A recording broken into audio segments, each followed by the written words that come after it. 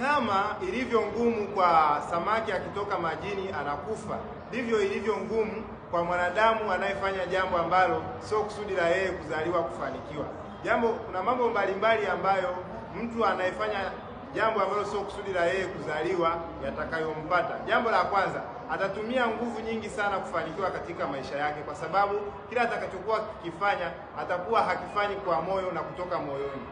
Jambo la pili, utakuwa ni mtu wa kuanza na kuishia njiani, kwa sababu kile kitu ambacho unakifanya si hicho ambacho kiko ndani ya moyo wako. Kwa hiyo kuna mambo mengine utakuwa unayaona kama yanakufaa, utaacha kile unachokifanya na kwenda kuanza kile ambacho umeona kinakufaa, na penyewe utaishia njiani.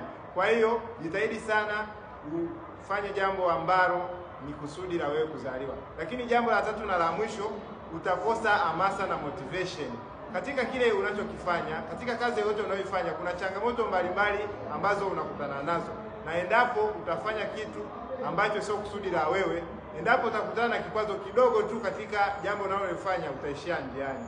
Kama ni wewe ambaye umekuwa unafanya mambo kwa kuishia njiani, umekuwa unafanya jambo ambalo sio kusudi la wewe kuzaliwa, Bilionea Mentor Mkubulo niko hapa kwa ajili ya kukusaidia. Comment hapo kwenye comment kwamba nisaidie, nitakuelekeza njia sahihi ya kugundua kile unachokifanya.